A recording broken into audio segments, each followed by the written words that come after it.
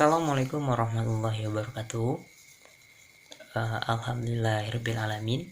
Wabihi nasta'in wa ala umuri dunya waddin wa ala alihi wa sahbihi ajmain. Mabadu. Bismillah. Semoga kalian semua, dan lebih tepatnya kita semua, itu selalu berada dalam perlindungan Allah Subhanahu wa taala. Semoga kita diberikan kesehatan, dilimpahkan rezeki, dan semoga diberikan kemudahan dalam menyelesaikan segala urusan. Pada pertemuan kali ini, Bapak akan menyajikan sebuah materi mengenai sholat dalam perjalanan, atau lebih tepatnya itu sholat qashar.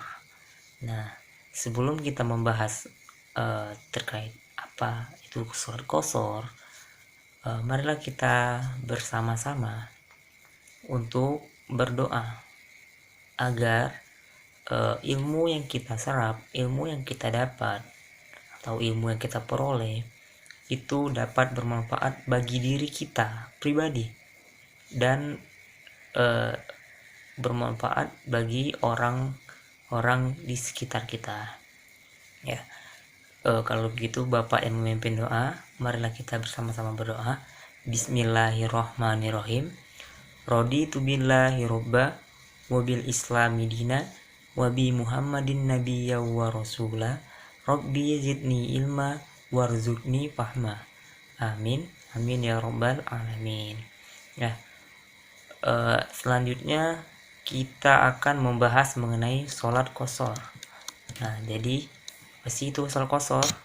Sholat qashar itu merupakan sholat wajib atau sholat fardu yang dipendekkan, yang dipotong. Jadi sholat qashar itu adalah sebuah sholat yang mana diberikan keringanan Allah Subhanahu wa taala untuk dipangkas, dikecilkan, dikurangkan rakaatnya, dengan catatan sholat yang dipangkas itu harus sholat yang memiliki 4 rakaat. Nah, jadi apa aja sholat qashar, apa aja sholat yang boleh diqashar itu? Nah, itu adalah sholat zuhur, sholat asar, dan sholat isya. Kenapa? Karena zuhur, asar, dan isya itu memiliki 4 rakaat. Nah, selanjutnya sholat qashar itu memiliki syarat-syarat tertentu. Syarat supaya sholat qashar itu berlaku. Nah, syarat-syaratnya apa? Yang pertama itu jarak tempuh.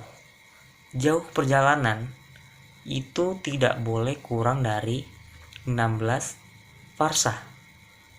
16 farsah itu sama dengan 80,640 km. Tapi para ulama itu banyak yang berpendapat bahwa yang 80,640 ini itu dibulatkan menjadi 81 km. Jadi salah satu syarat agar kita bisa mengqashar, memotong atau memendekkan sholat fardu itu dengan catatan harus lebih dari 81 km. Yang kedua itu syaratnya adalah perjalanan tidak untuk maksiat. Nah, kenapa tidak boleh? Ya karena maksiat itu sebenarnya kan sudah tentangan oleh agama. Jadi tentunya orang-orang yang berbuat maksiat itu tuh lebih dominan, hatinya tertutup, jadi tidak akan ingat akan sholat. Walaupun dia ingat akan sholat, ketika dia dalam perjalanan menuju target maksiatnya itu tadi, sedangkan perjalanan itu membutuhkan jarak tempuh lebih dari 81 km, kemudian dia ingin sholat dan sholatnya diqashar, maka sholat qasharnya tidak sah, tidak diterima. Tapi mungkin kalau dia menjalankan sholatnya seperti sholat biasa, tidak dikosor. Wallahu alam, tergantung niatnya. Karena kita masalah pahala tidak ada yang tahu, karena kita bukan Tuhan, kita tidak bisa menentukan pahala orang. Jadi wallahu alam bisawab. Selanjutnya yang ketiga itu sholat yang kosor. Syaratnya itu adalah sholat yang kosor itu harus 4 rakaat. Jadi selain 4 rakaat tidak bisa dikosor.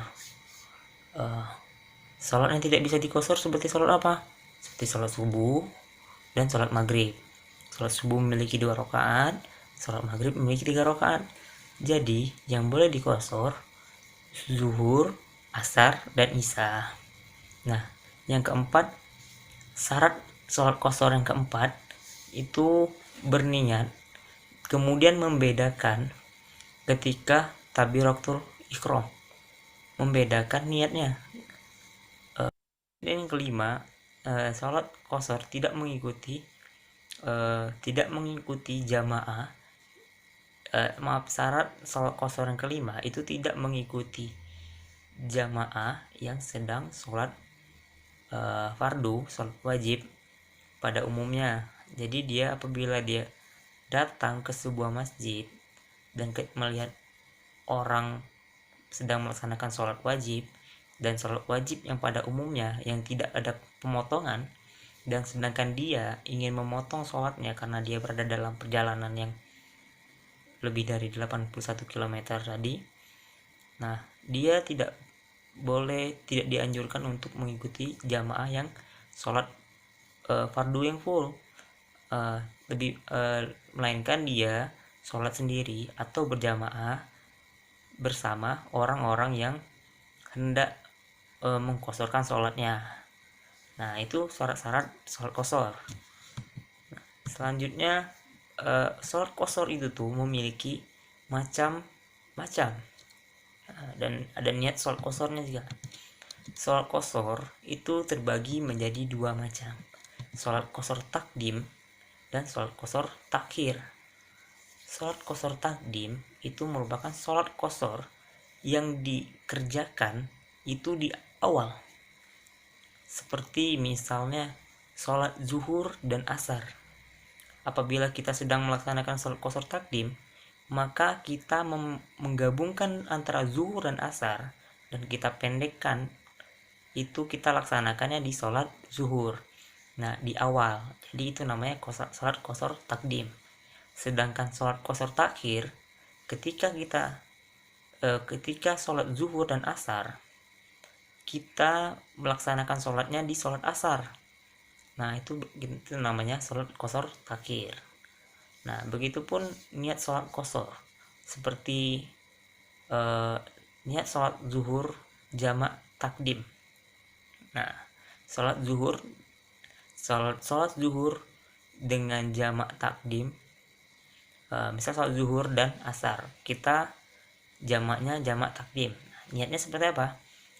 Usolli fardo zuhri arba'ah rakaati majmuman ma'al asri.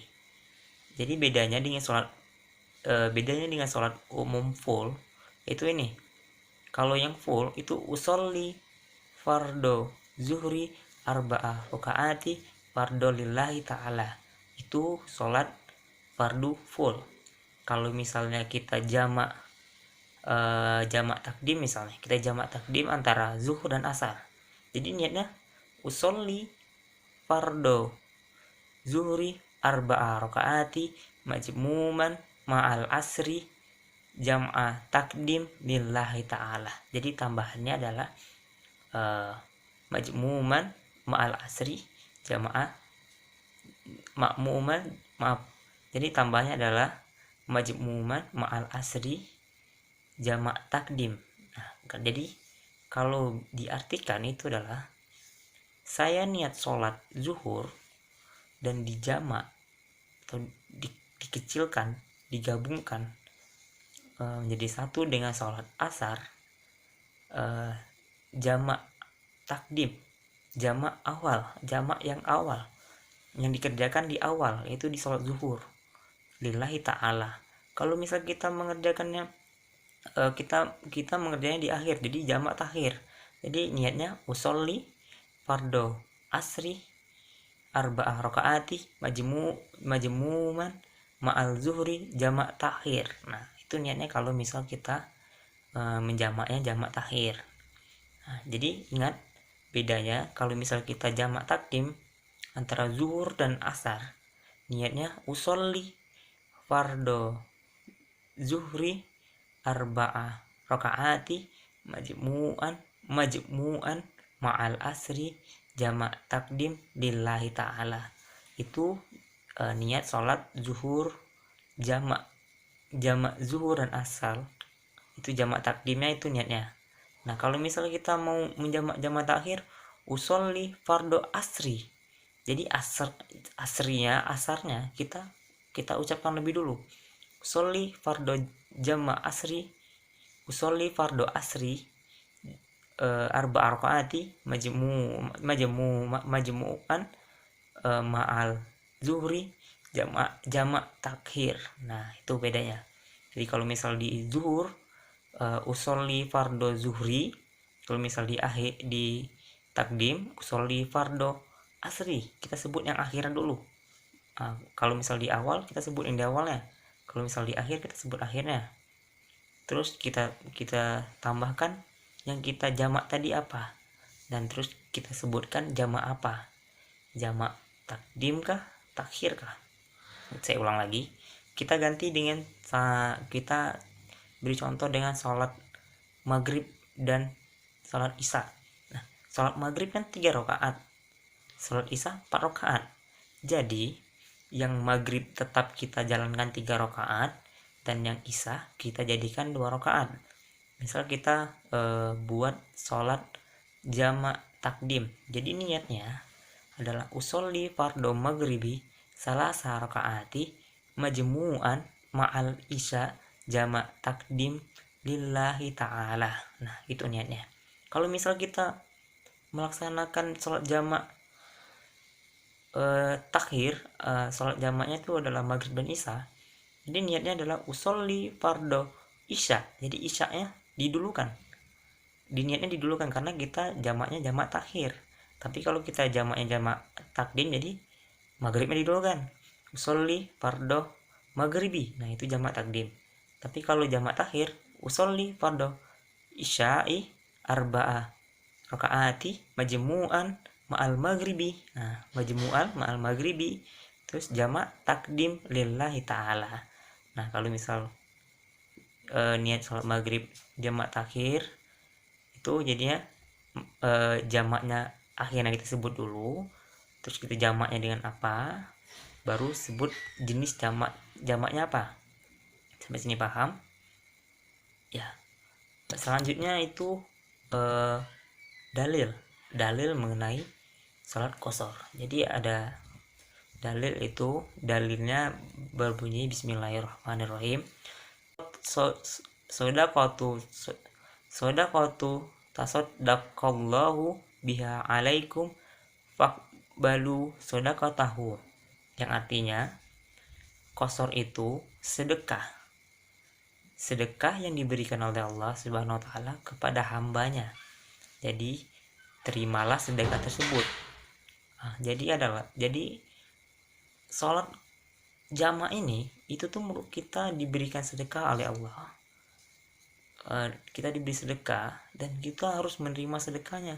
Kenapa? Karena kita sudah dimudahkan oleh Allah untuk menjalankan perintahnya dengan dengan kondisi kita, maksudnya kondisi kita yang sedang menempuh perjalanan yang lebih dari 81 km tadi, Allah mudahkan. Jadi kita bisa beribadah dengan khusyuk, tapi kita diberi keringanan. Itulah Islam itu indah, penuh, dan jadi segala sesuatu itu tuh ada keringanannya. Nah, sekian materi mengenai sholat qashar. Sampai di sini. Apabila ada yang ingin dipertanyakan, Kalian bisa komen atau bisa hubungi Bapak secara langsung, kemudian kalian sebut pertanyaannya apa, dan sebutkan namanya dan kelasnya apa. Nah, insya Allah Bapak akan tanggapi dengan segera mungkin. Mungkin Bapak akhiri atau Bapak cukupkan sampai di sini. Bila ada kekurangan, Bapak mohon maaf sebesar-besarnya, dan bila ada kelebihan, mari kita ambil hikmah, mari kita serap ilmunya, dan semoga yang kita serap dapat bermanfaat bagi kita dan orang sekitar kita. Tetap jaga kesehatan, tetap jaga keimanan. Bapak akhiri, wabillahi taufiq wa hidayah. Assalamualaikum. Sebelumnya, sebelum Bapak akhiri, maaf, marilah kita membaca hamdalah bersama-sama. Alhamdulillahirabbil alamin. Dan Bapak akhiri, wabillahi taufiq wa hidayah. Wassalamualaikum warahmatullahi wabarakatuh.